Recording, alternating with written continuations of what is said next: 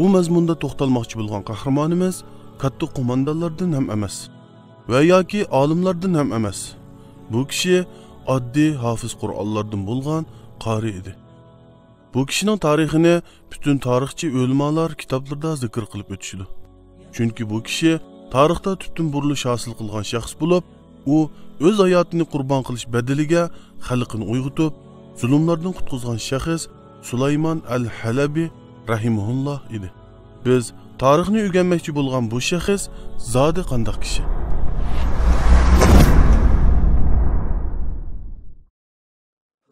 Taxminan 1798-yillarda Osmoniy xilofat zaiflashib, musulmonlar zaminlari asta-asta mustamliklar tarafidan besilinayotgan davrlarga to'g'ri keldi.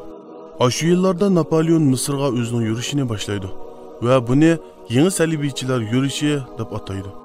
Napoleon kemalari Iskandariya sahillariga yetib kelganda, Napoleon shu davrda Makkaning hokimi bo'lgan G'olib ibn Mas'udga maktub yo'llab, biz Yevropadagi barcha cherkovlarni taqdiq.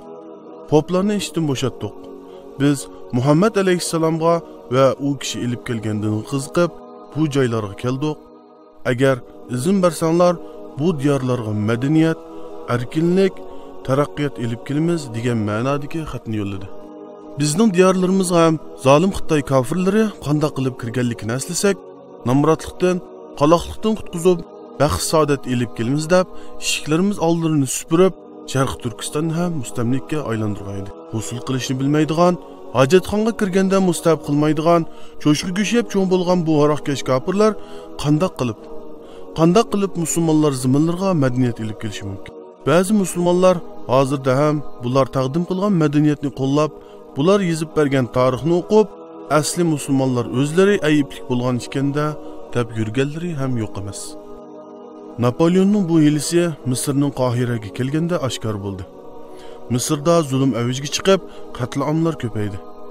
Bu tajovuzchi yolg'onchilar Misrning 1000 yillik tarixiga ega bo'lgan Azhar madrasasiga kelib, dahshatli jinoyatni amalga oshirishdi.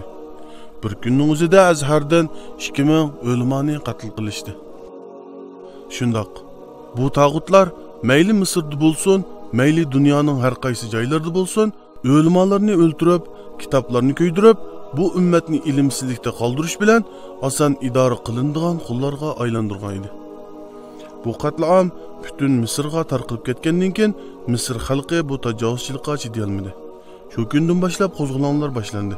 Bu qo'zg'olonlarga Imom Shaqraviy degan olim kishi boshchilik qiladi. Ammo bu kishini ham o'ltirishdi.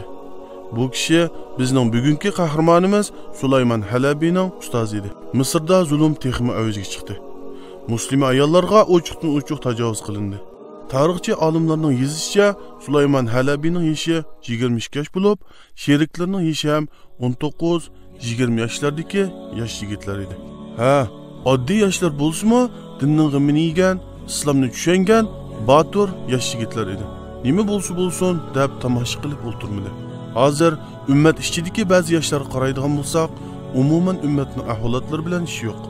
Kufr madaniyatlarga mahliya bo'lib, o'zini shularga taqlid qilib yashamoqda. Napoleondan keyin uning o'rniga uningdan zolim bo'lgan general Kilider keldi. Bu zulmni texnik kuchaytgach, Sulaymon Halabi do'stlariga agar yordam bersanglar, men Kiliderni o'ltirman dedi. Agar uni o'ltirsang, seni ham o'ltirishidi deydi. Lekin Sulaymon so'zida qat'iy turdi. Jinini olqiniga elib qo'yib, yo'qsul kishi siyoqida kiyinib, Kilider oldiga yordam so'ragan kishi qiyofatida kirib keldi.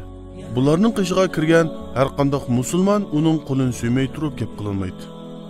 Napoleon bulamdi, ya boshqasi bulamdi, bularning haqiqiy tarixini o'rgansangiz, bularning tarixi zulm, tajovuzga to'lib ketgan. Bular shunday qilib musulmonlarni xo'rlagan edi.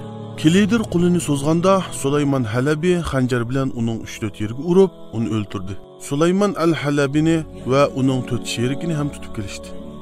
O'zlaricha madaniyat ilib kelgan bu qonxo'rlarning bularga chiqargan hukmiga qarang. Avval uning 4 sherikini temir qo'ziqlarga o'tkazib, qiynalib jon berganini ko'rsin deb Sulaymonga ularni tomosha qildirishdi.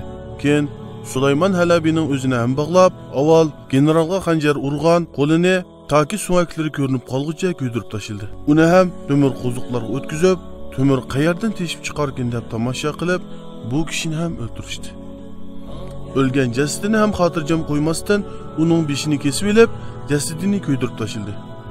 Bosh so'nkini bo'lsa, Fransiyadagi muzeyga o'rlashtirib, ostiga bu buyuk generalni o'ldirgan qotil Sulaymon Halabi deb yozib qo'yishdi. Sulaymon Halabining bosh so'nki mana 200 yildan oshgan bo'lsa ham, hozirgacha muzeyxonada turishi va qotil jinoyatchi sifatida tarixlar o'rgatilishi, shu so'ngaklarni ko'rish uchun butun dunyodan odamlarning kelishi sizni bir tafakkur qilishga undimaydimi? Bu 5 yigit xalqning ozodligi, dinning himoyasi uchun Alloh yo'lida shahid bo'ldi. Bu manzirga guvoh bo'lgan xalq va butkul Misr o'rnidan dast turdi. Ularni Misrdan qo'g'lab chiqardi. Bu yigitlar jinoyatchi emas. Aslida ularning ziminiga, diniga tajovuz qilgan haqiqiy jinoyatchilar dal shulardir. Bu 5 yigitga Allohning rahmati bo'lsin. Bular haqiqiy dushmanning kim ekanligini yaxshi tanigan. Bizga o'xshab bir-birining go'shini yemagan. Bu kofirlar musulmonlarni bir-biriga dushman qilib, bo'lib tashlash orqali o'zlarining hukmlarini ijro qilishyapti.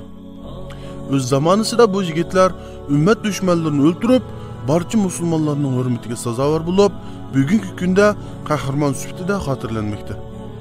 Lekin bugun ayni shu ishni qilayotgan fidoi azmatlar musulmonlar tarafidan ham terrorist deb atalmoqda.